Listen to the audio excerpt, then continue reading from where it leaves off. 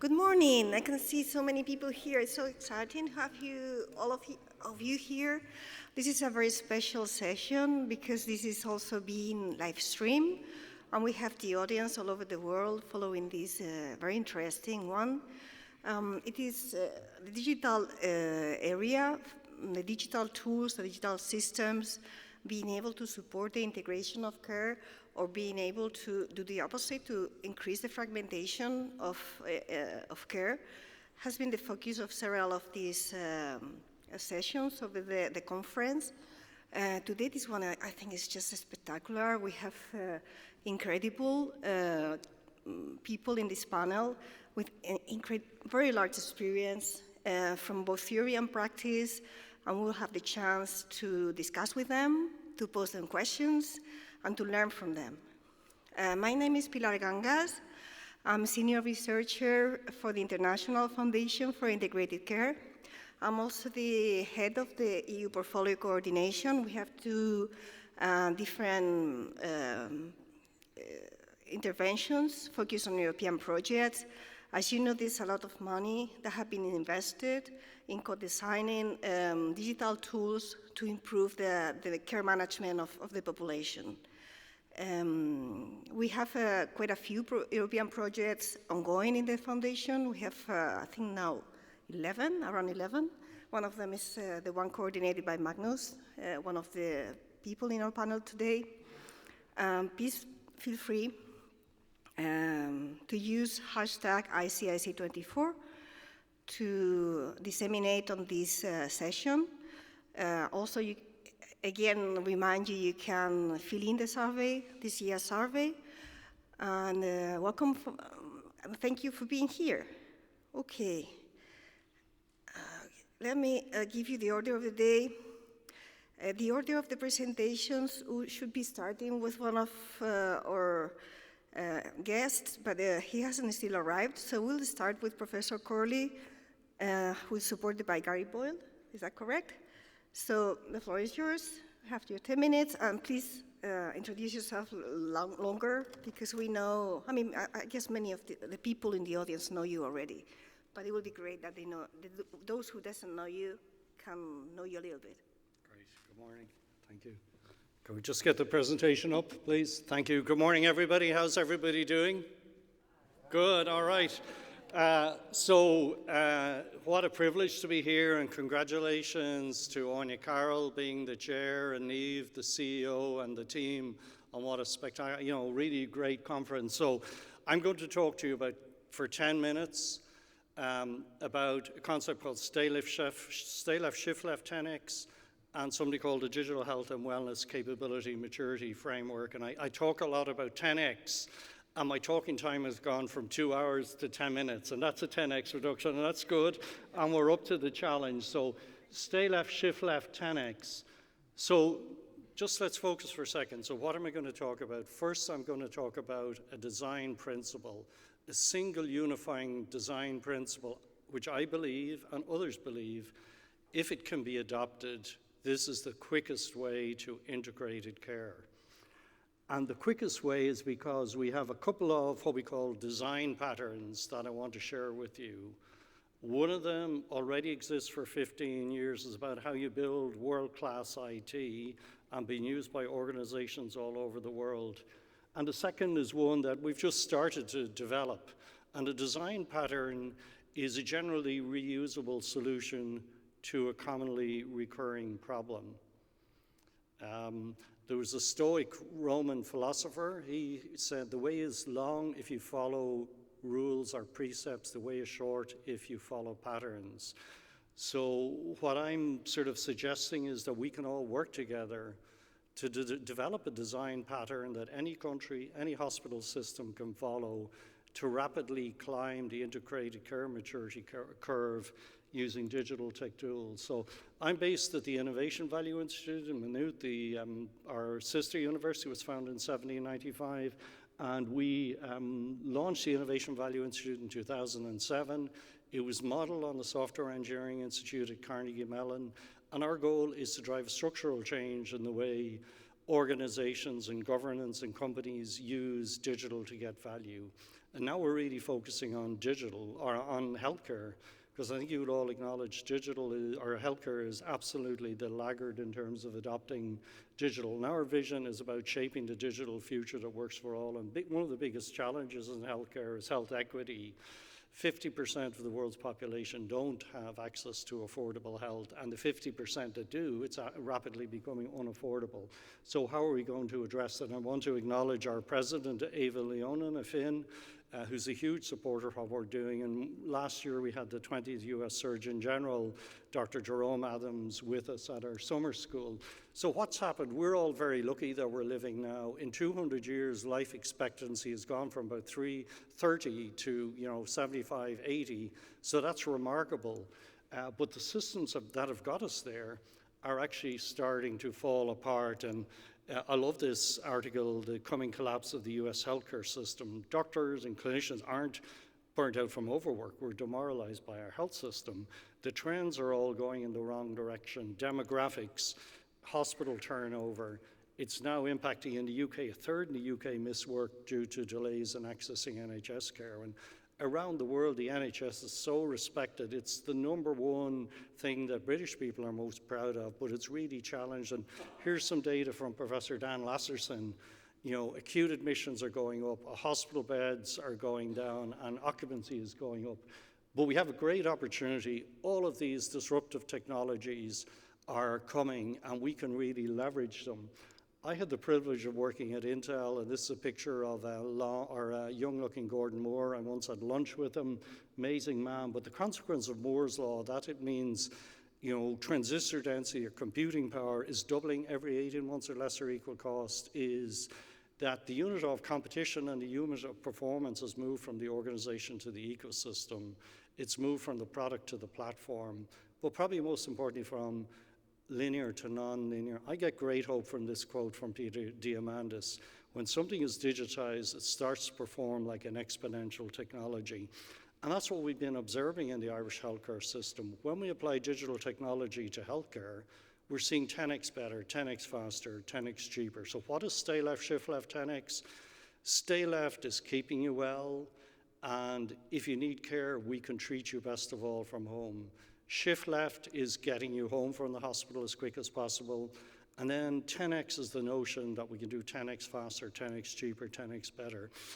So we're trying to drive a global movement, and some of you might be familiar with the Solvay conference that was originally run in 1911, and Einstein and Marie Curie and Heisenberg came together to work on the big scientific problems of the day. So for the last 3 years, we've been convening as part of the UN General Assembly a digital health symposium with the top digital health leaders in the world, and we've published a paper, authored by about 15 thought leaders and clinicians around the world. And last year we published the Manhattan Manifesto. So this is our vision of a completely transformed healthcare system that puts people at the center. It's about a shift from illness to wellness. It's about a shift from hospital to home. It's about a shift from activities to outcome. It's about a shift from reactive to preventive. Very importantly, it's about a shift from passive patients to active participants. And we believe that this can be really made happen in Europe and in the Republic of Ireland. We spend 97% of our health budget on illness, restoring illness, and just 3% on wellness. If you were a financial services portfolio manager, can you imagine if you put 97% of your funding into the worst performing portfolio? Well, that's what we're doing all around the world. So we're advocating a leapfrog system, and particularly in the Republic of Ireland, we're really far behind. We have the lowest digital health maturity across the OECD countries. But we're suggesting that around the world, we leapfrog to solutions that are based around patients, around personal care records.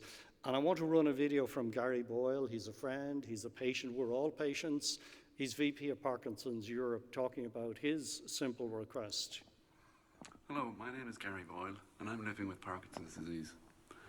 Every year I have an annual consultation with a consultant, and every year it seems there's a different consultant that I need to deal with.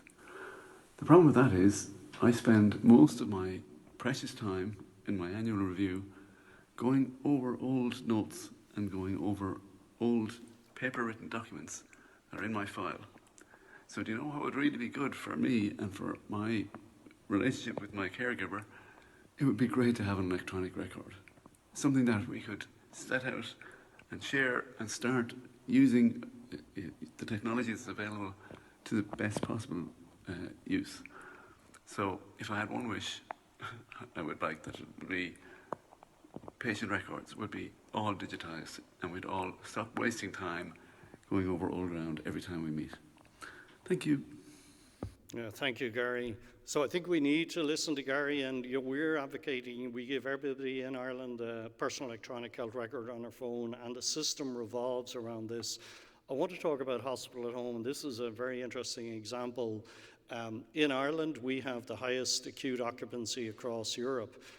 I'm wearing technology from a Scottish company called Meyer, and this gives better vital signs than you get in any Irish hospital today. There's a sad end to this story, because in the picture here, Dave Horhangi is the guy on the my left here. And this picture was taken just after he'd raised £2 million sterling to productize and deploy this into Scottish hospitals. Sadly, a month after this, Dave had a heart attack. He was admitted to a Scottish hospital, was recovering well, fortunately acquired a hospital-acquired infection, and died. It's really sad. So I feel a personal commitment to Dave to make this kind of technology. So hospitals are full, but there's also a big issue around hospital-acquired infection. So where this has moved on, I just want to give you a really quick example. This is the 12th of March in St. James's Hospital, and we had already turned on a technology before anybody had heard of Zoom or Teams for electronic telehealth. And I'm glad to say this technology has evolved here. So I'm wearing a small patch on my breast here, and this is my hospital at home solution. It's saying, Martin, everything is okay. And I'm having real-time vital signs here. And you can see my heart rate is 85 because I'm a little bit stressed being up here presenting in front of you, but it gives my respiration rate, my temperature, etc. But this is the future. So this solution can be deployed in 3.5 minutes in somebody's home, so we can avoid a hospital admission, and so we need to rapidly adopt these kinds of solutions. The second day COVID was in Ireland, we had developed, perhaps the first solution in the world for remote monitoring of COVID. It was hugely successful. We had it deployed in less than a week. We had it in 30 hospitals in less than 4 weeks. But the interesting thing as well, sometimes healthcare is run by accountants, but the return on investment validated by the university about over 10,000%. There's scarcely an area in the world where you can deploy solutions to this kind of return. Similarly, the first weekend that we had COVID in Ireland, we deployed respiratory technology in Beaumont Hospital, and we found we could get up to 12 hours notice of a patient desaturating. We rapidly deployed this solution to 23 hospitals. We've now deployed it in Donegal, which is a very remote area, and we used it. We would ask the patients to wear this at night, and we gave it to 10 very sick patients with severe COPD. They were routinely hospitalized once a month, every month. We would have expected 60 hospitalizations over a 6-month period. When we used this approach, proactive hospital at home, we had 0 hospitalizations. The total cost was about €950 for the drugs, as compared to an estimated cost of $250,000 if we hadn't done it. So we built a network across Ireland of living labs where we were deploying these digital technologies. Tomorrow I have the real honor of talking with Roisin Malloy about a 10x thermometer that was introduced, an absolutely fabulous product.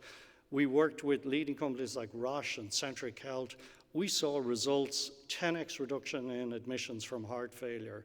So I talk about stay left, shift left, 10x. This example where we're keeping heart failure patients at home and we're reducing admissions by 10x.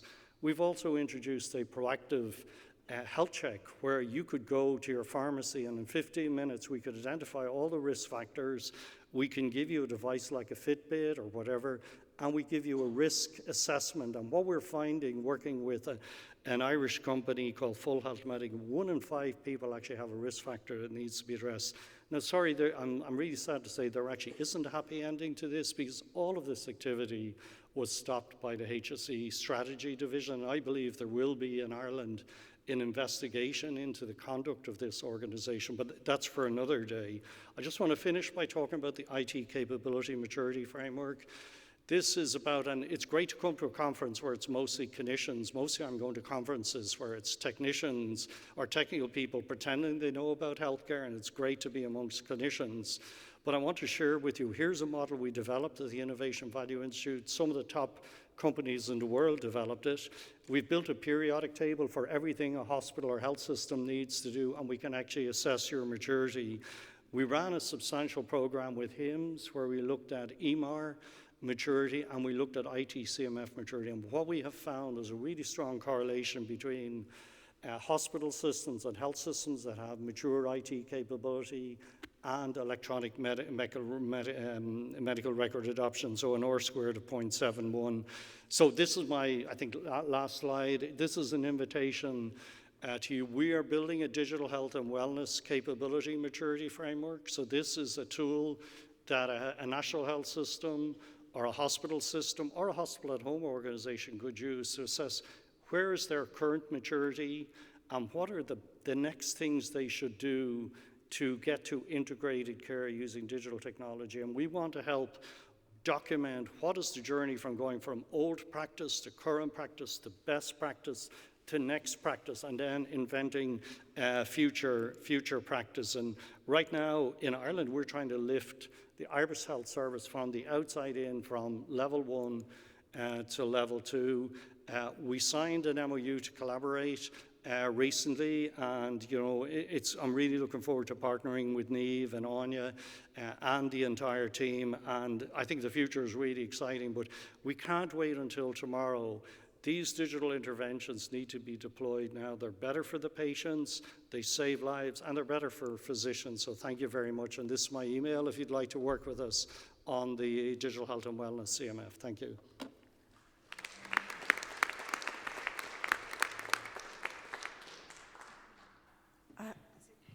Yes. I have to say double thank you because you were able to merge two presentations in a really speed time. It was amazingly clear and really interesting, the approach that you have followed. I think this has given a lot of thought for the audience to be presenting and sharing the questions that we are receiving through the app. I will be responding to them at the end of the presentations. Now we can receive Magnus Wallengren. He's the coordinator of the project Care Matrix, and he will be sharing with you some reflections from this project on the lessons learned on implementing co-design technologies in real environments of public procurement healthcare provision. So thank you, Magnus, for being here. The floor is yours.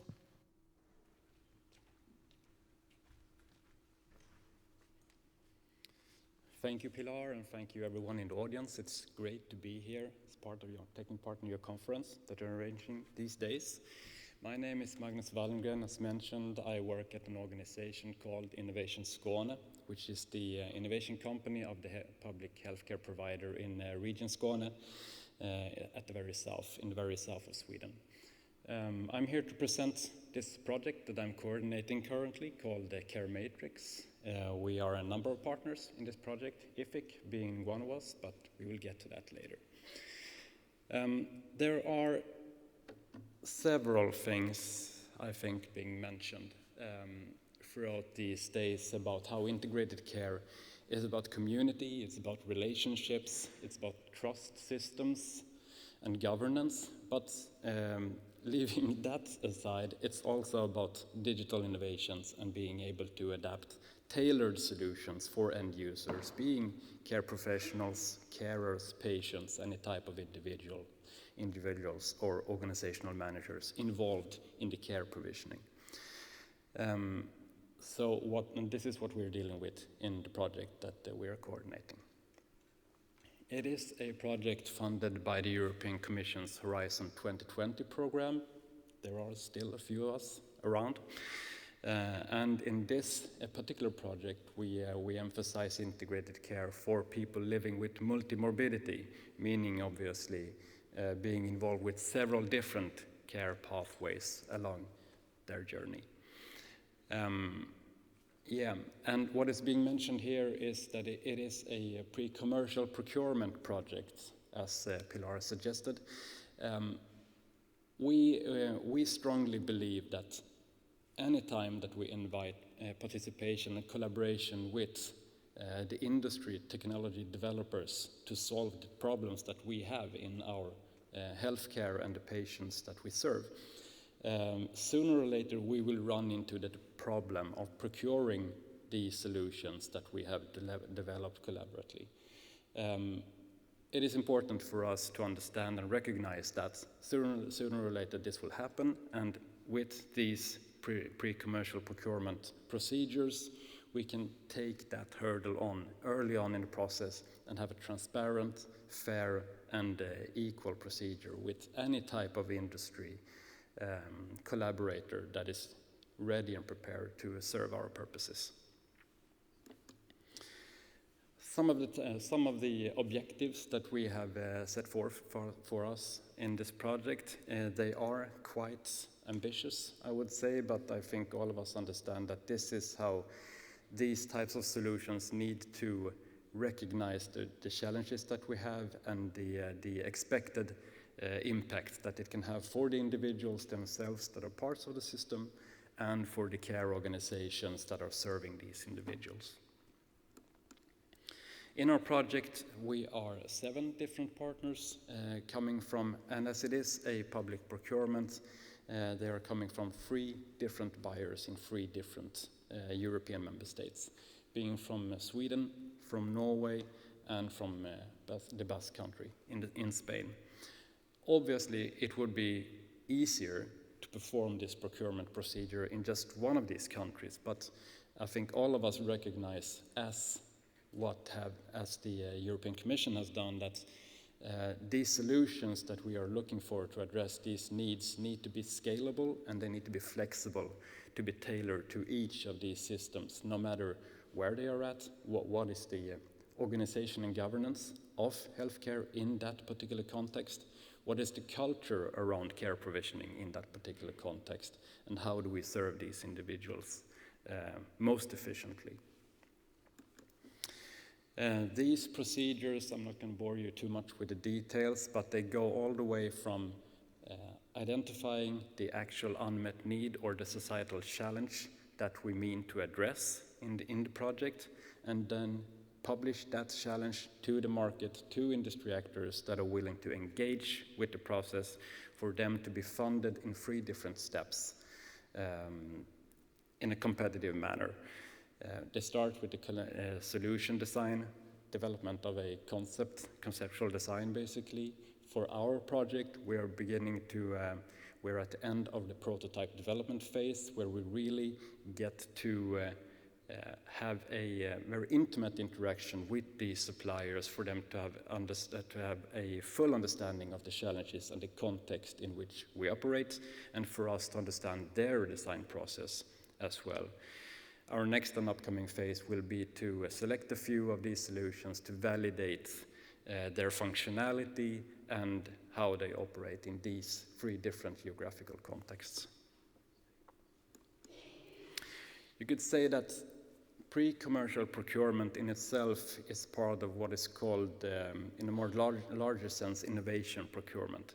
Something that is very similar to an innovation funnel, starting from an unmet need, a challenge that we can't address entirely on our own. Then we select a few providers that can elaborate on a design or a concept that can address that challenge. They develop prototypes for demonstrating that concept, and then it goes on for feasibility testing. And this is exactly what we're doing in our project. In a more long-term sense, obviously, we want these solutions to be successful, and we want them to be adaptable and scalable in our context. And for that to happen, they need to be flexible towards any number of different contexts or any number of different buyers, as we all are on the public healthcare side, for them to be ultimately in the long term successful. For us, the challenge that we are working with continuously in our project, we've been working with this for 3 years now. It's going to be another 1 or 2 years before we conclude these efforts.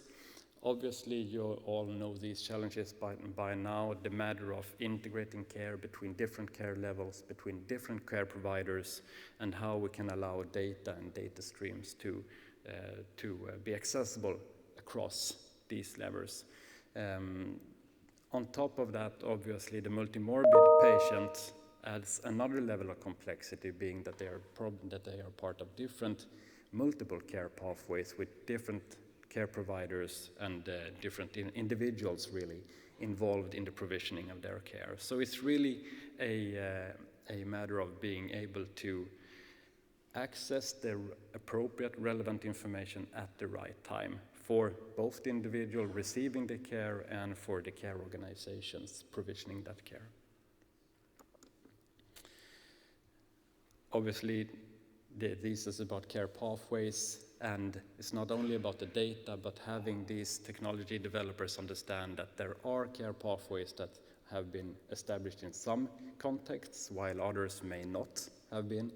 And it's a matter of coordinating these care pathways for the purposes of making really life easier for the individuals receiving the care and for the care professionals involved in their care.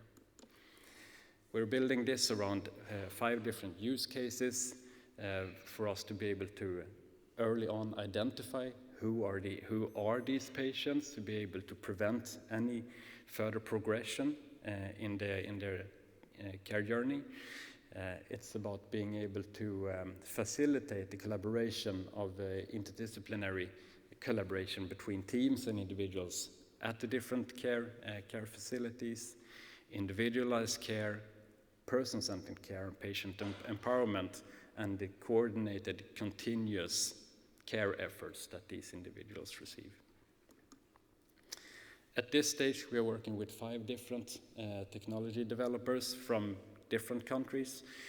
I'm not going to go into each and every one of them particularly, but we can, even though they have decided to use different types of solutions for addressing these challenges, we can say that there are similarities between them. Most of them have chosen a model where we hear a lot about dashboards these days, and I would say that's quite typical of what we see as well, about the care professional having access to a dashboard with the most relevant information at hand for that individual patient, and on the other hand, for the patient to have access to the information that is most relevant for them short-term and long-term. Yes, and a lot of we can see, and we're happy that a lot of the tech providers that we're being involved with is not only the large corporations that we are all familiar with when it comes to these digital innovations, but also different types of SMEs, even micro SMEs, that have chosen to be involved and commit to the process to get to know the sector better, get to know ourselves as buyers better, and bring their solutions to the hands of our care professionals. Obviously, there are so many challenges with these types of projects. They go on for a long time, and it's important for us to sustain the level of interaction and co-creation with these counterparts throughout the project. It's very important for us to have these solutions be tailored and adapted to the different types of geographical and regional contexts in which our buyers group operates. And any type of IT or digital related challenge, obviously, when it comes to flexibility, interoperability, modularity, not least, because all of these buyers obviously have digital EHRs in place already, which these solutions need to work efficiently with and add value rather than replace or just create another task for the care professionals that they need to be involved with. And that was it. Thank you. Thank you so much, Magnus. Advancing some challenges that we will be further sharing in the discussion. Thank you, all the people that are already sharing your questions. Please, you will also have the chance to raise your hand and stand by or get a microphone, but you can also use the Q&A. Our next guest is also working on multimorbidity. Professor, I want to read it properly. I was checking on your questions. Okay. Professor Lars Meyer will be is working on the multimorbid population, on design principles for e-health for older adults. Thank you so much for being here. Now you can do your intervention.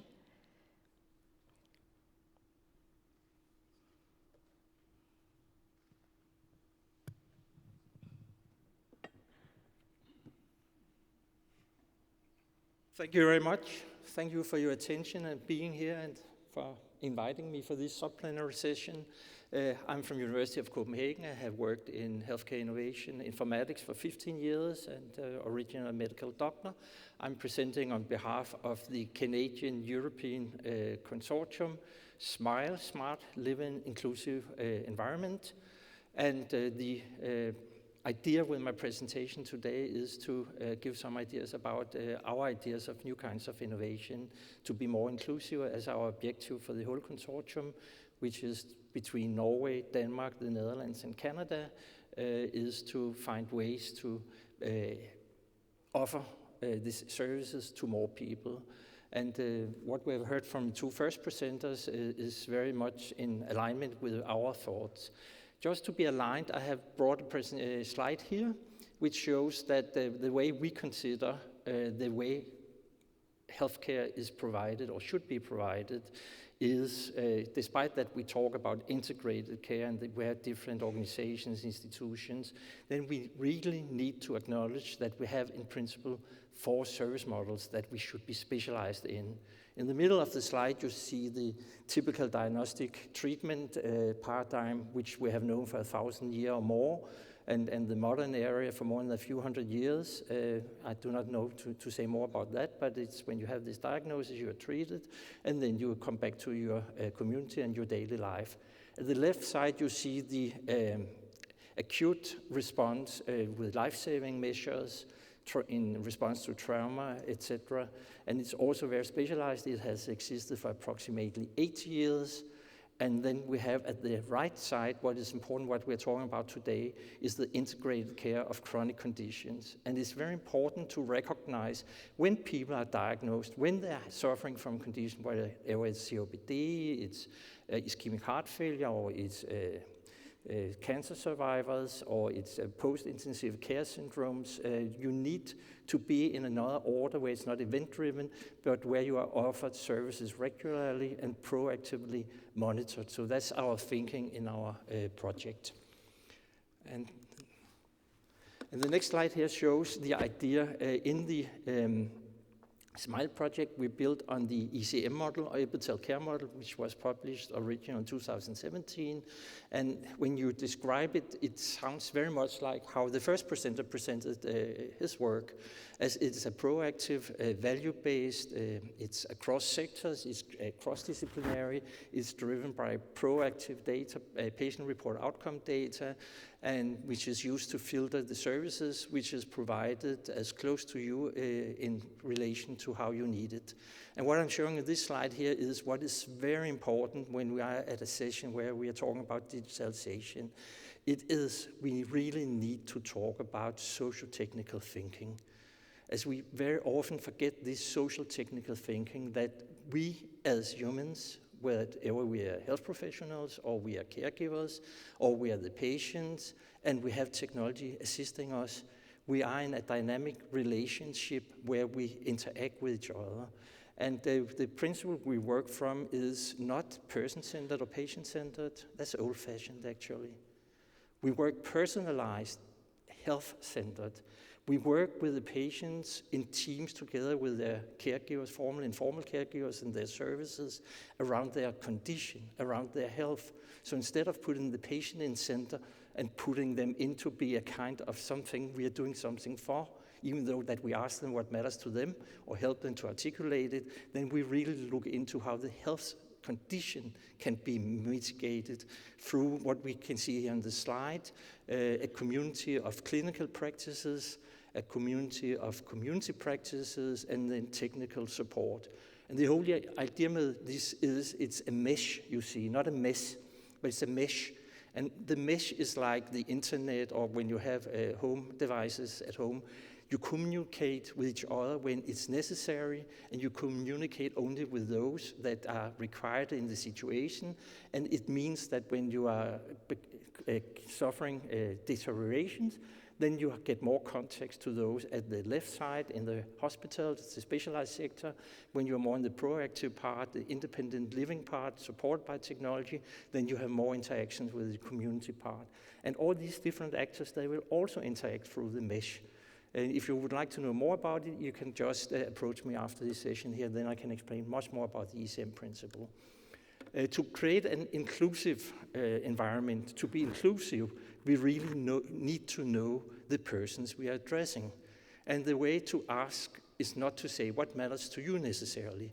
Not all people knows what matters to them. And even though something matters to them, when they suffer from a deterioration and they recognize it, some will be able to respond and co-manage, and others are not.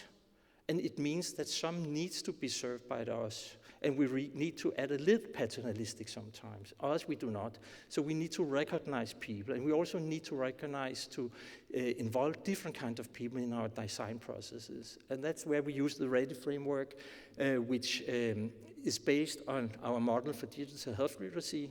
We have a scale, the DHW questionnaire. And then we have added elements of social support, which means your peers, and also your professionals, whether you feel supported by them. And then it also matters how you experience your condition. Are you distressed by it? Are you positive or negative around it? And are you actually able to understand your body? Do you have these skills to recognize symptoms from your body? And we have shown in different studies, it's important that you recognize people's distress before you try to give them technology. Also, a lot of studies shows the very huge importance of having a social network, both from professional caregivers. And what we are doing and what's innovative is that we have used this framework here. We have a questionnaire, it's 13 scales, and we're actually able to assess a population, cluster them, and then use the data from the clustering to create personas. And we then map, and what we have done when we went into our design process, when we were going to design one of our techniques, I'll demonstrate a little, we really needed to get the voice of all. And prior to starting our design process, I come to the next slide here, we actually looked into literature and identified very often you recruit patients or participants from organizations, by other ways, by peer network, etc. You do not always include those that is most in need or most far away. And we also identified that you do not involve them in all steps of the design process, and sometimes you also forget those with cognitive impairment. So what we did was we used the READY instrument. We clustered a group of patients, 45 patients, and then we identified 4 different personas, and then we invited these 4 different persona representatives. So we were sure that we interviewed people to identify needs with different levels of feeling supported, different levels of digital health literacy, different levels of emotional distress and insight into own body. And then we had first interviews, and based on the interviews, we found 9 areas of interest. We made co-creative workshops iteratively, and then we came up with 3 solutions, and then we presented them to our informants, and in that way we came up with a solution which was a way to support people living at home with a chronic condition, which means how can we support you when you are supported by the ECM model, when you have access to the different formal caregivers, when you have home monitoring systems, what do you need additionally? And we came up with a conversational agent, or what we call a smile bot. And what we identified is essential for this population here, which is mainly COPD patients, is that it's important to have an area where you can look up around your health. And we have created in a way that if you have a low level of health literacy, then you'll get only short information. And if you have a higher level of health literacy, then you will also get access to links so you can get more knowledge.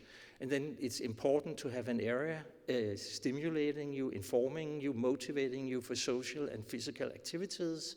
And then the third area that is important for the informants or people with long-term conditions is insight into circadian rhythm, some questions around how did you sleep, or some advices, and also if you have some sleep monitoring equipment, then you can, based on these data, also be informed about good advices in relation to preparing for sleep or when you wake up early. So that was the final part of my presentation.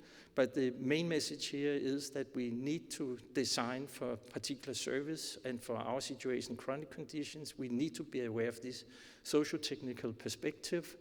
We really need to find and identify people with different levels of digital health literacy, social awareness, and self-management capabilities.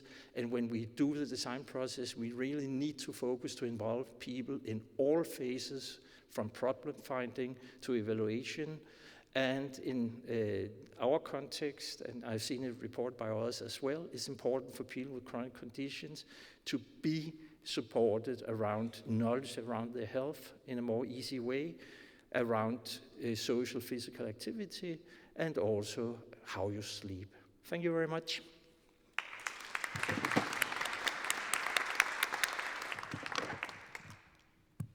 Thank you so much. The socio-technical approach. I think all of you have been highlighting how important it is to take into account that these technologies are intended to be used in a social context by real people.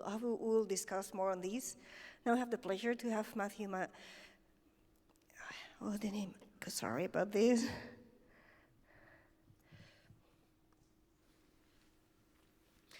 Matthew Meyer. Thank you so much for being here. Could you introduce yourself briefly, and please go ahead? Yeah, I'd be happy to. Thanks for having me. It's the second time that I've had the pleasure of coming to ICIC, and I absolutely love this conference and the people here. So I feel like I'm presenting to experts, but I'll give you just a brief introduction to myself. So I'm an epidemiologist by background. That's my training, with an area of specialization in health economics. But one of my favorite moments is when someone at a party asks my wife, what does your husband do? And she always goes, oh, just go talk to him, because it's easier for him to explain. So I'll give you a sense of the roles that I have. So my day job is at London Health Sciences Centre. I'm a senior director in the Office of Health System Transformation, which is a really innovative office. LHSC is a tertiary, quaternary academic health sciences center, one of the largest in Canada, actually, but certainly in our region. But the reason why we have our office is there's an acknowledgement that we need to show up differently in the way that we interact with our community and with various providers across the community. So we've been empowered in our office to make change. One of the largest ways that we're doing that is through work with what we're calling the Ontario Health Teams. I've got a slide that I'll show you on that, so that'll mean more in a minute or so. But we do a lot of work with other partners, both in the local level, but also regionally and provincially, to try to think about how can we do something fundamentally different. I'm also an assistant professor in epidemiology and biostatistics at Western. I'm adjunct at the business school. I'm adjunct in the School of Public Health. I am not an expert in any of those spaces, but I mention that because I also kind of joke in those parties that I argue that sometimes I feel like I'm multilingual. I do have a background as a personal support worker. I have worked frontline. I've worked with individuals in the communities. I've had an opportunity to work with researchers. I have the wonderful opportunity to work with providers across the system, and I love talking to all of them. So I think that's the key to the work that I do, and what hopefully you'll see in some of the work that we're trying to move forward with this concept of human-centered design. So just a bit of a grounding to make sure that everyone knows what I'm talking about when I start. So I am from Canada, the province of Ontario, which is the most heavily populated province in Canada, right there in the middle. And what's happening in Ontario, and there are many of us here, so if you see someone from Ontario, ask them about the OHT transformation, but Ontario is undertaking a significant transformation towards what we're calling Ontario Health Teams. They're being structured in many ways on the integrated clinical systems that we're seeing out of the UK, but also on the accountable care organizations of the United States. We have this dichotomy in Canada where we have influence from Europe and from the South, so we're trying to bring that to the Ontario context. But where we're at in this process is basically it started with an open call from the government to say we want to form these Ontario Health Teams, we want organizations on the ground to come together and tell us how you want to do this. So how are you going to provide integrated care? Basically, form a coalition of the willing, find some friends, tell us you want to work together. That's led to, at present, 58 Ontario Health Teams that have been approved. What we've heard from the beginning, though, and this is where I mentioned some of the referenced ICSs or some of the accountable care organizations, the concept in Ontario Health Teams is that at maturity, Ontario Health Teams will be clinically and fiscally accountable for the total costs and health outcomes of their attributed population. What we've done in some of the work I'm going to share with you, we've pulled together a number of these OHTs to come together into what we've called the Ontario Health Team Coalition for Population Health Management. We've rephrased this a little bit because we think it's important. At maturity, every Ontarian should be attributed to an OHT, and every OHT should know who they're accountable for. And that's really important distinction. The OHTs are about the population. They're not about the partners at the table. So we're trying to shift the thinking towards let's focus on our population. What's interesting about this whole process is that in the beginning, when we were approved, our Middlesex London Ontario Health Team, which is one of the 58, was told that our attributed population was 525,829 people. And we say that over and over and over again, because that is not a round number. Those are humans. However, we weren't told who they are. So we weren't given the list, we weren't given names, we were just told 525,829. Okay? It gets updated, so we know it's changing, but we don't know who they are. So that's a huge crux in the work that we're doing and what I want to present today. How are we thinking about how we would shift that paradigm so that we can actually get to know our population and get to know what they need so that we can design the services around them. So I just wanted to share a couple of slides that, as I said, I get the good fortune of working with lots of good, brilliant people across the system. This is a slide that was created by Dr. Dan Pepe, who's a colleague of ours. He's a primary care physician. And this is working with his colleagues, how he described being a primary care physician in the Ontario system today. There is an incomplete picture of the patients that they need to support. They spend more time doing administrative activities than they do actually providing medicine. And they constantly feel like they're pushing the proverbial rock up the mountain, right? Just constantly having to fight for everything they get. This is an image that was created by Anne Wojtek, who is one of my co-chairs on the coalition that I mentioned earlier out of the University of Toronto. She works with one of the OHTs as well, and I absolutely love this. This is how she's described the system from work that she's done with patients and population members.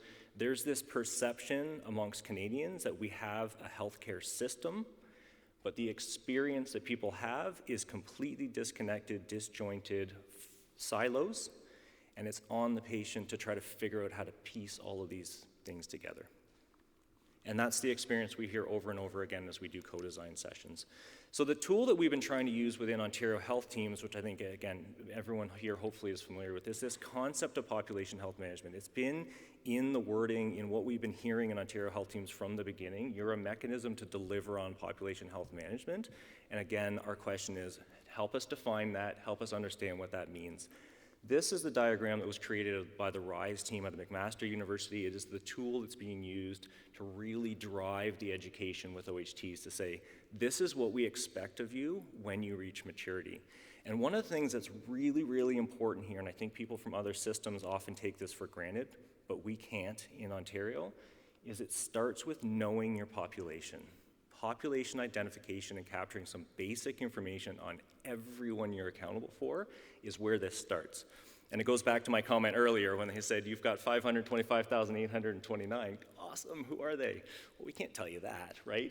That's a problem, right? So we're working really hard to shift that thinking and help people understand that's the level of detail we need to get to.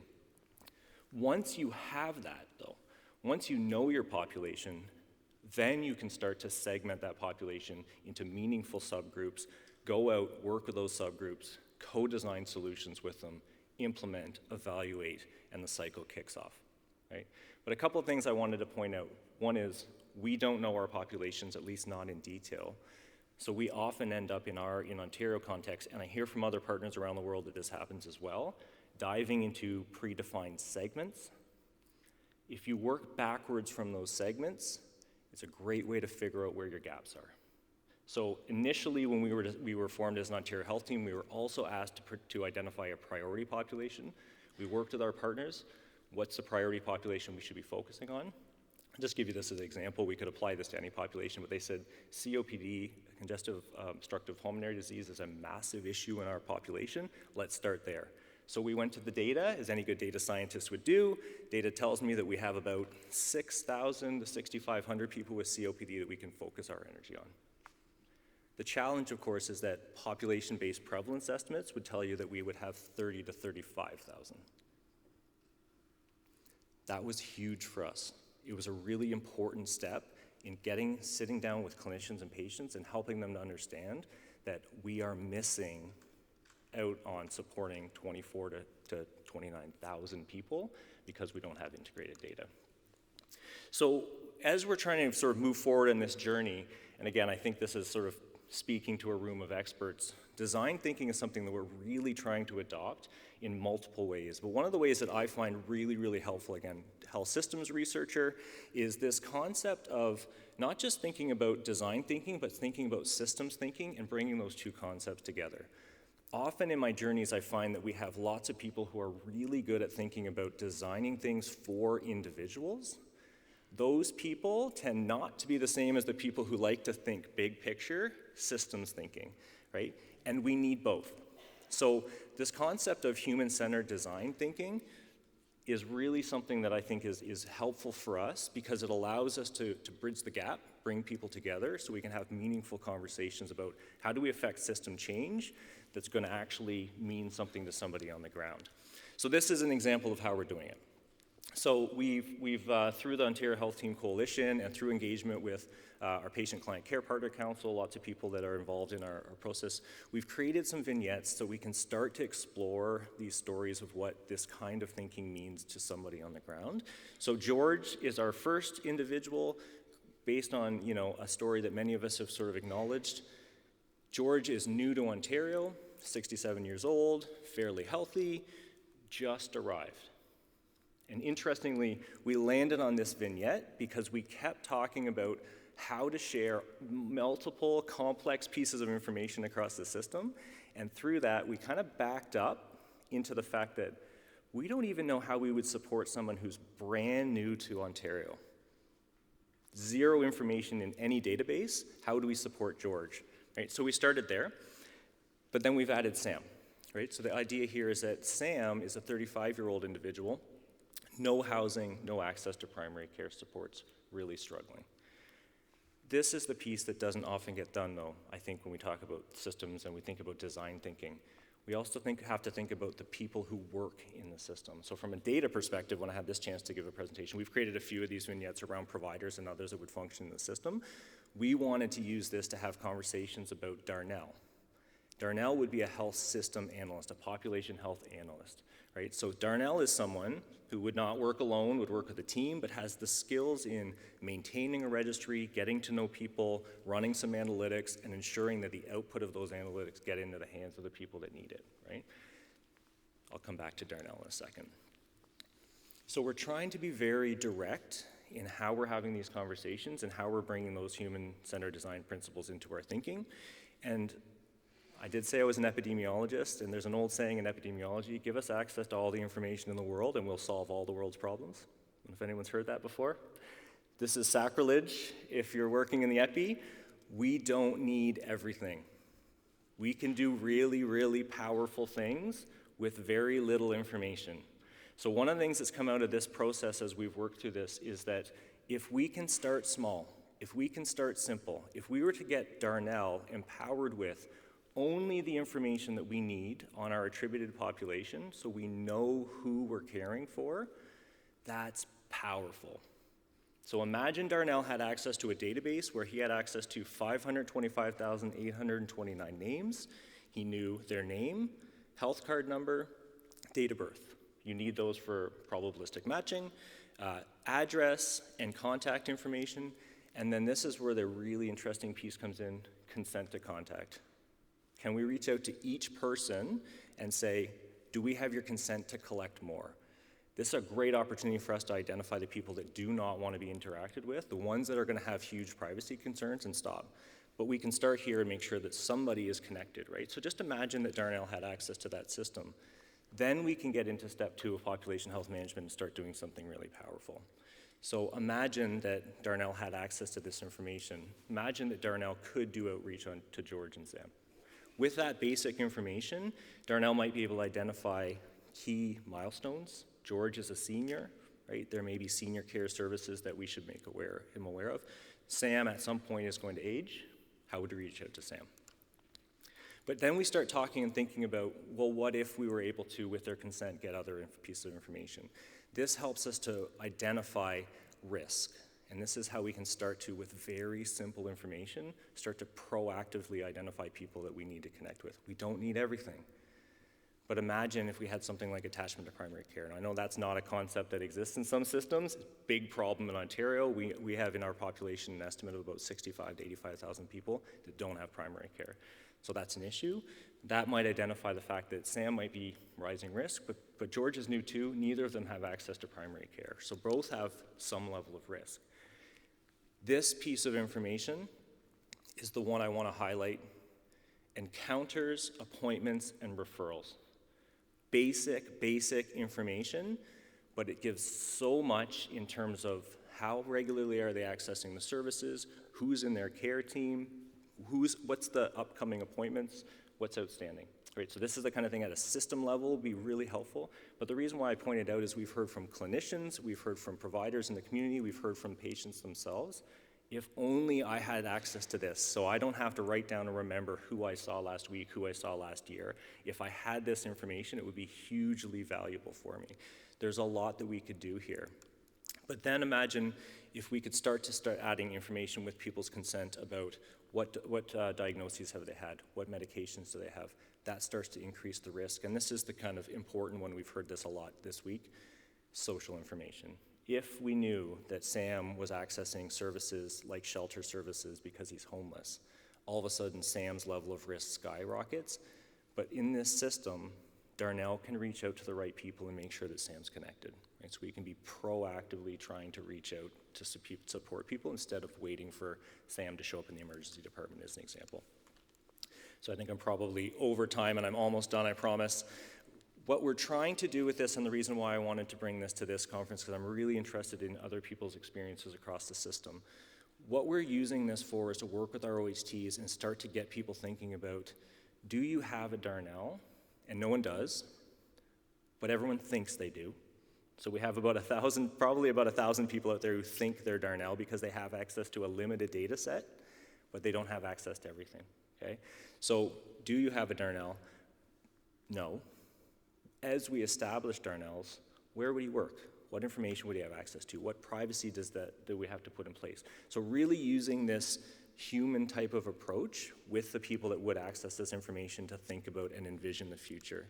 And so the way I wanted to kind of wrap up my portion of the conversation today is, if you have a Darnell, we absolutely want to know what your Darnell does, what your Darnell has access to, how have you gotten to that point in your system so that we can learn from you. So that's my time. Thanks.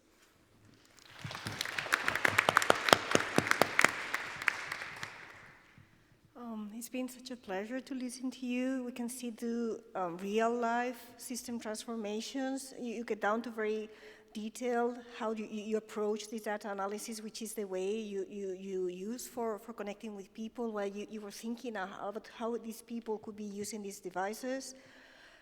These two projects were also approaching this people-centered connection to development of technology through involvement of people and through really adjusting these co-design processes.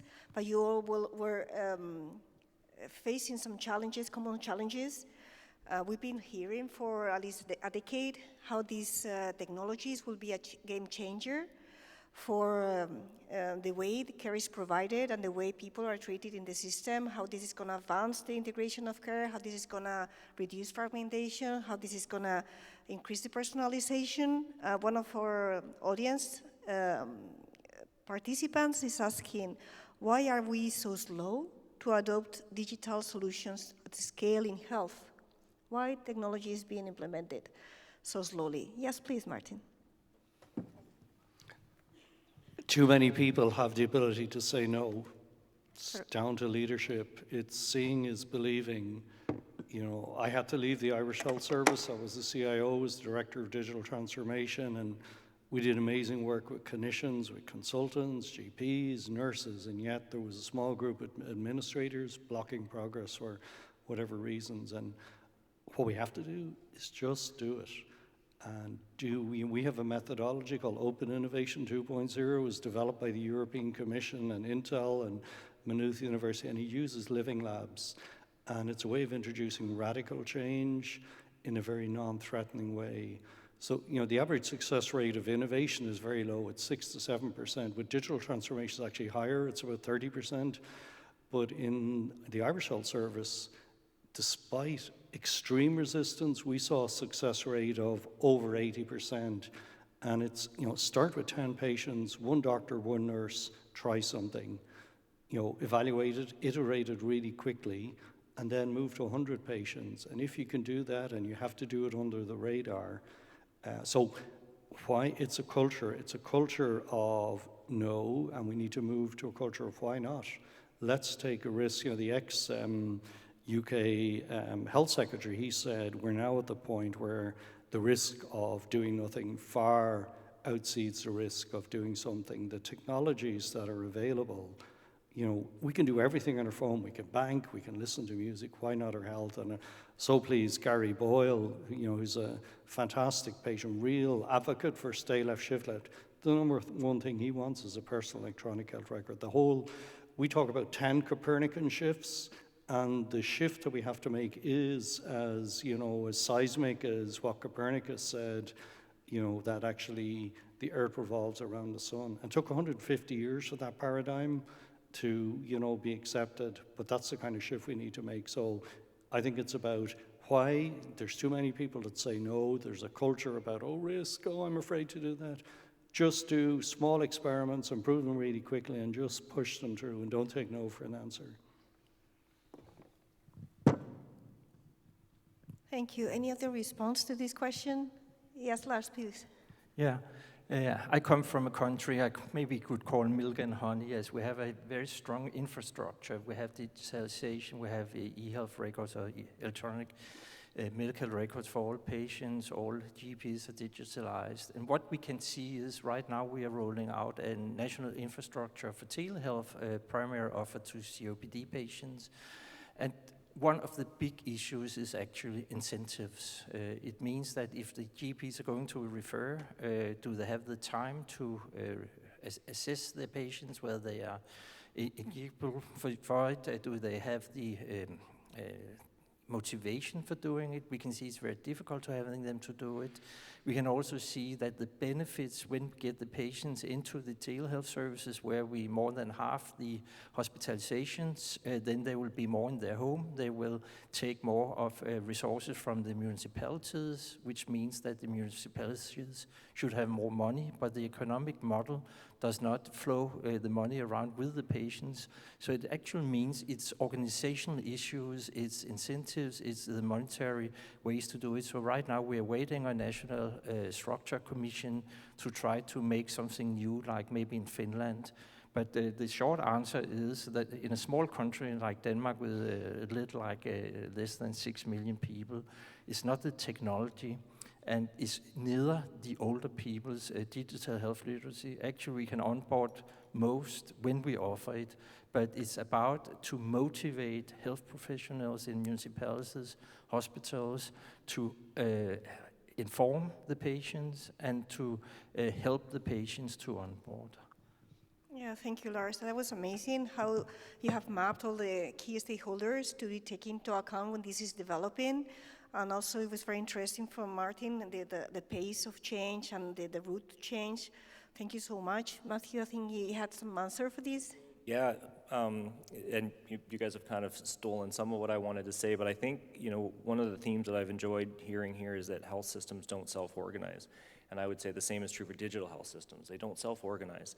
There needs to be some centralized organization, some structure, a roadmap that people can stick to, that they can say, this is how we're gonna go. I know that's what's really lacking in Ontario right now.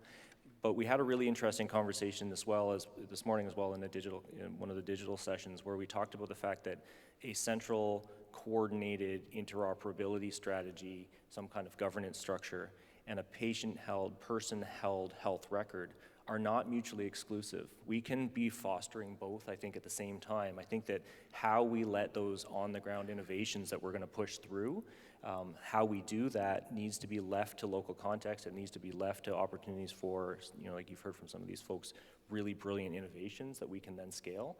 But the scaling, I think part of why it's taking so long is that we don't always have that centralized infrastructure to tap into. So if we can let people scale or develop something and then have the infrastructure to support them with the scaling, I think it needs to be both. Maybe just one quick comment on that, because in the past we thought we needed this, huge infrastructure to do this. But if we build a health system around the mobile phone and a personal electronic health record on the phone, we don't need to invest, billions and billions.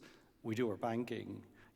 Can you imagine outsourcing your bank account to your accountant or somebody? You're not going to do it. And why do we outsource our personal health? We need this new era, I think, of self-care and shared care. But this 10x factor, because of Moore's Law, stuff we couldn't dream of 10 years ago, we can now do. So, but I totally agree. We need a top-down master plan. So this is the vision, and we're kind of proposing stay left, shift left, 10x. Let's just all innovate in the same direction. It needs to be interoperable, of course, but I think we're at a tipping point where everybody in the world should have a personal electronic health record. There's a fun video I like to show when I'm teaching. It says, what if air travel looked like, ran like the health system? And it just would be impossible. So why can't we do that? And I think we can do it for a lot less now. If we tried to do this a decade ago, it was really difficult, but now everybody in the world should have a personal electronic health record. It should be standard. Cars, any mechanic can go up and, look at what's going on. We know a lot more about our cars than we do about our own health. So we're at a tipping point, and let's decide to do it.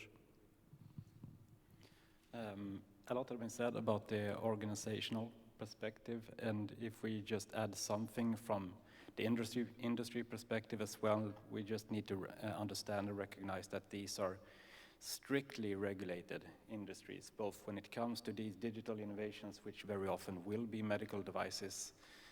Just as in drugs development, these things take years to be developed, to get qualified, to get validated, and then to be put on the market. I think the typical time period for any medical device to go from, let's say, a concept stage to something that's been classified, that's been validated, is about 8 years. In our project, Care Matrix, I think we're entering year 4 now, which might seem a bit frustrating at times, but it's still, we are accelerating a process which usually takes twice that time. So let's also consider the industry perspective, I think. Well, thank you so much. These are amazing responses. Several of you were mentioning connects with other of the questions from the audience. They were asking about the consent and privacy. This was for you, the question, but I think this affects for the whole panel. How much have we advanced and how much we need to advance yet on the standardization of the devices and on how to address the ethical legal harmonization across not only Europe but the rest of the world. It seems that when we are developing technologies, we find so many different legal and ethical requirements that it's discouraging sometimes, and it's really a huge barrier, as we have seen in Chematrix and other projects. I guess in Smile they also found it. It would be great to know your opinion on this, how we could advance on this standardization and this harmonization of these legal and ethical barriers across the world. You asked me for a difficult question, Martin. Here you have one, but I have another one for later on. This comes from the audience. Who would like to respond to this? Should I try? Thank you, Lars. I only rarely there. The problem is right now things are changing, even in Denmark. But in general, it is so that when we live in Denmark as part of the being a citizen in Denmark, then all our data in relation to our health and our life when we are born, our marital status, etc., but also contacts, they can be used by the regions or municipalities that have this data without consent. And we are even, if it's not for research, which is internal for the organizations, they're able to do it. So to look into how we could do most beneficial things for people with COPD, then one region together with a few municipalities looked into all data and were able to identify what I think you in England call Core 20, something like that. But we are actually able to look into what you talked about earlier from the VISH in Ontario without any consent. It is, if you're going to have all these data then put into a national register, and if we're going to get those data, right now we have to apply for them as researchers, we have to argument according to GDPR, etc., and we can only get them on aggregated form with these 3 individuals gathered together. So we could not do it at the individual level, but at a higher level than 3, we can also get all these data as researchers. Right now, and that's where I'm a little in doubt, and if anyone from Denmark could comment maybe, we are in a process where people will be offered to ask for not being included in these public databases for research purposes. And we are also having a discussion right now around blood samples, biobanks in Denmark, which has been stored for a long period without people knowing it. And right now we have a political discussion about whether people should consent to having these data in the biobanks. So we have this as having a very strong public sector for many years. We have this conflict between that all consider these data to be public when they're used by the organizations for the purpose of the public.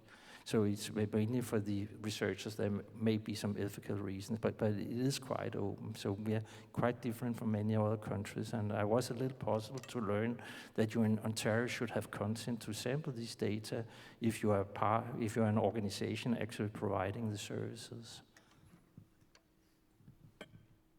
I think for us, the matter of data management and privacy is always going to be obviously critical in these types of projects and efforts. For us, that means that even though we have a shared personal data GDPR regulation across the different countries that are involved in our project, the difficulty comes from that it's being implemented differently within these 3 member states that we will be validating these solutions in. And just speaking from as a Swede, we always like to think of ourselves that we were talking about risk before, and rather than doing the right things, we like doing things right. That means really going by the book and being very risk averse when it comes to the matter of have a more balance and consideration of privacy and risk for those individuals. So those are the challenges that it creates for us in the project. Thank you, Magnus. Please, Matthew. I think in some ways this question is actually the answer to the previous question, right? It is so complicated and so complex and so multifaceted that it leads to just paralysis in many cases, and it's part of why we're so slow to implement. But context is everything, so I want to make sure that if their question was directed at me based on the comments that I made, we have very well-developed privacy legislation in Ontario. Within a circle of care, information can absolutely freely be shared, and it is. And the challenge is that, of course, that's only a segment of the population and segment of the providers, and then the challenge becomes, how do we leverage that information to drive change? We also have brilliant administrative databases that we use where we pool and aggregate information and keep it very safe and secure, and we run a lot of research on that. And we've been very fortunate to have that output.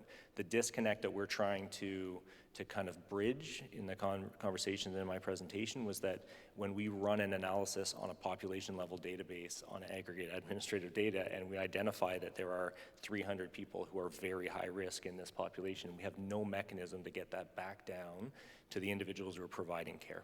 And that's the problem that that we're trying to refer to here. But it's part of why we're proposing what we've proposed in this Start Simple model, is if we start simple with information that's relatively accessible or low risk, we can start to build trust. We can start to get people to understand what we actually want to do with this information, how it benefits them, and then slowly over time start to build that. And that's why I made the comment that I did. We have not necessarily landed on the fact that we have to ask consent or how that's going to work out. It's all up in the air, but we want to make sure it's part of the conversation early on because it's such an important piece of what we have to do. So. Thank you for all the questions. These are really fantastic. I'm going to merge several of your questions that have to do with the people who are going to use the technology. Of course, this is an integrated care conference, and we are concerned and we are interested in how people are involved during the processes of both developing the technologies, implementing them, testing them. Some of the people in the audience were asking about the difficult, you could say more challenging profiles when you're involving older people with cognitive disabilities, for instance. How do we manage to be able to really involve these people in the process of development and implementation of technologies and also the assessment of them? And how do we make sure that we are really addressing the real needs? Yeah, please. Martin, thank you. Yeah, I think, at the Innovation Value Institute, we push a method called Open Innovation 2.0, and this is something we, developed with the European Commission, Intel, Maynooth University, and at the core of it is the idea that the customer or the user are just embedded in the innovation process. And that I mentioned the living lab concept. And actually very often the breakthroughs now are coming from individual patients or users, and that's one of the Copernican shifts. There's a real shift, and Eric Van Hippel of MIT talks about this, moving on from a producer innovation model to an individual user or consumer. So some of you might know the Medtronic 780G, that's a digital pancreas. The original prototype was developed by an engineer whose wife had a serious diabetes problem. I talk a lot about Angus Short. His wife had irritable bowel syndrome, and he himself developed a product that would allow closed loops or a digital medicine, looking at what's going on at the level of nitrogen in his wife's stomach after she's eaten. So the point is, digital is democratizing innovation, so it no longer needs a Siemens or a GE or Philips to do it. Tomorrow, Dr. Roisin Malloy, I'm presenting a case with her, and she saw her sister, unfortunately, who had terminal cancer, being woken up at night to have her temperature taken. She said, I think I can do this. So one engineer came up with a non-contact thermometer that actually has so many, but it's one person. So the idea of a user or a patient innovating and creating an innovation that could travel, it's no longer ridiculous, it's the reality. So I think that's one case. And then using the patients in the living lab to constantly give feedback, how they're using it. So just want to mention, I mentioned this device that I'm wearing, and I want to tell you that my pulse rate has gone down since I sat down. It's now 63. My respiration rate is 15, but actually my temperature, these lights are quite warm. My skin temperature is 31 degrees, but this device I'm wearing, I don't notice it. And in the future, we will all wear devices like this. Like, as you know, John Shaw, a colleague of mine in Ireland, says our cars are so better, much better instrumented. So we all wear watches. We could detect in the future, in terms of looking at population health, somebody might detect, oh, you know what, in Belfast, 200 people, their skin temperature has gone up by a couple of degrees. What's going on there? We could determine it's the lights, or there actually could be some sort of outbreak. So, it's all, this new health system is about the patient, but it's also about the patient as an innovator. I'm so encouraged. I advise you, come to hear Roisin Malloy's story tomorrow. It's absolutely phenomenal. One person saw a problem that wasn't being addressed by the big companies, and she's developed an innovation that is absolutely spectacular and changes the patient experience. It completely eliminates risk around contact-driven hospital-acquired infection. So digital is so powerful now. One person, one patient can change the world. Lars, please. Maybe I disagree a little with you, as I don't think we have evidence for continuous monitoring can provide us with any benefits. Luckily, huge companies are looking into this. I have an Apple Watch. No, I do not get any promotion for it, but I worn it since 2015. It means that Apple have all my health data for the last 9 years. And right now in US, I know that you can go to clinics where you can approve they can access your data. They try to come with some recommendations, but still we do not know very much. But the question was actually, what do we do? And I also heard it as with the older 85 plus. What we know from research, both internationally, but also what we have done ourselves, is that age is not a limit. Younger people, some of them also have low levels of digital health literacy or technology readiness. Older people may have, but when you introduce technology to them where it's meaningful for them, it's only people with moderate cognitive impairment or really severe impairment for other reasons, being in care homes, where it will not be possible to onboard them. We have, when I say we, I had together with a colleague, Klaus Pannerat, we published in the European ERS, European Respiratory Society's monography here in December, 4 tables, and I will be happy to share them as they are open and can be shared. Unfortunately, maybe not the paper, but please contact me, then I can share these 4 tables.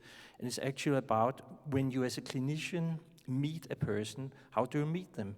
Do you take the screen, if you have some data to share, do you present them together, do you discuss the data, assess you whether they have any difficulties like vision, hearing, or for other reasons, have problems, low level of health literacy. So you have a conversation around your data, and that way you can involve patients and you will realize where are the problems.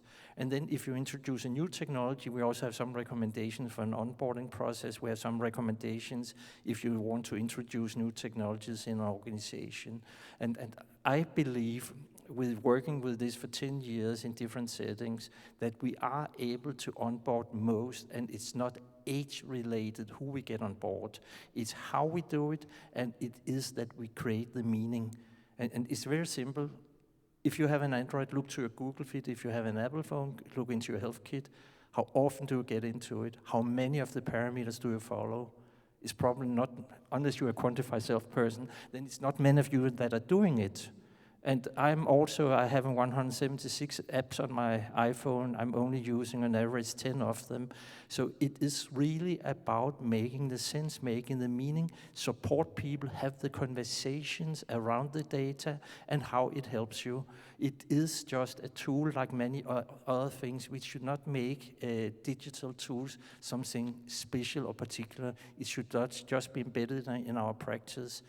And very shortly, we have a small study where we ask older people up to 90 years, only a small group, but the greatest barriers were if they have not had any kind of contact to digital technology in their work life prior, if they have lost self-efficacy and they are able to do it.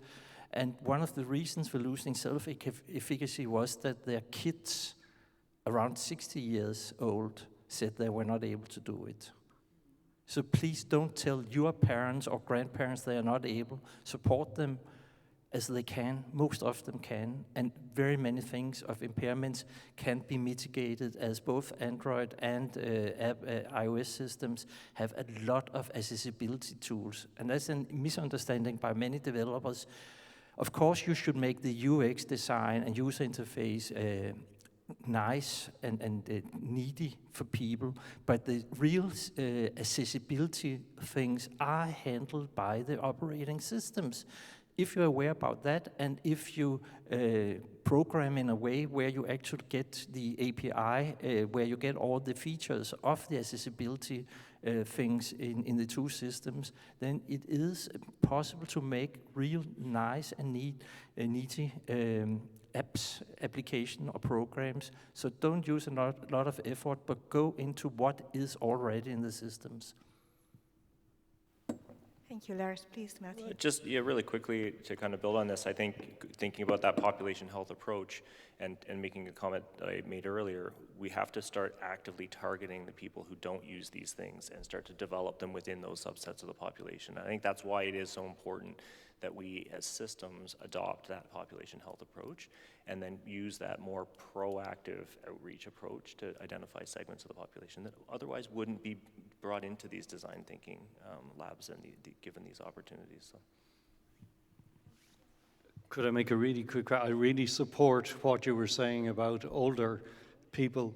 Aisling Gannon is here, and her mum, showed a video of her mum last week when I was teaching the masters, and students thought this is probably the best thing they've ever seen.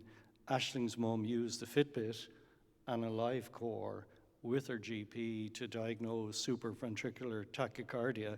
She had been to multiple cardiologists, done multiple tests, and they hadn't been able to figure out the problem. But an old person, Aisling's mum's, Doreen says she hates the term geriatric, but using the Fitbit and the live core and working with her GP, she figured out what the problem was. She had an ablation, and she's doing amazing. So I totally support, older people actually are pretty good at adopting this technology. Sorry. Thank you so much. We have time only for one more. Thank you again for the questions. They are really great. There's a lot of interest on how these technologies for health might be both for some of the audience members. They can be an opportunity for citizens, for people living with conditions, but it's also there are also questions about the threats that are involved in this implementation. One concrete question was asking about if bringing the hospital home could be a stressful situation for the people taking care of others who are really being sick. And I would like to add up to this list one personal one. I was having lunch a time ago with a friend of mine who's been a member of European Parliament, and I was speaking to him about integrated care approach and technology being used for bringing people back home. And he was saying to me, no, you shouldn't do that, because you know who's going to do that? That's going to be women. So we have been making an effort to bring equality forward. And if you bring the hospital back home, that will be increasing the burden mostly for women. So what do you think about these opportunities and challenges of bringing technologies home for care? We bring both for men and women, the system and society as a whole. Difficult one, huh? You asked for it.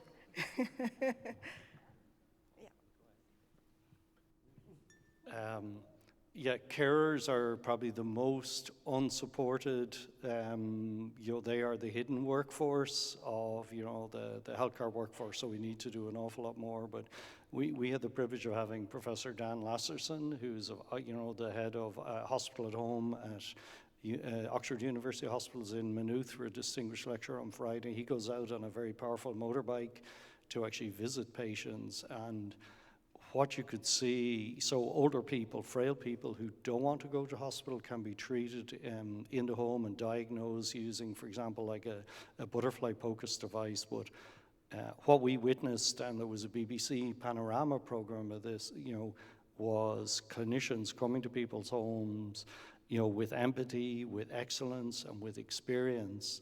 And in a randomized control trial, the results of hospital home far exceed actually sending an older person into A&E, and God knows what happened. So what they found in a significant randomized, an RCT, on average, an older person who was in hospital at home saved the health system, the NHS, over £2,000, which is a lot.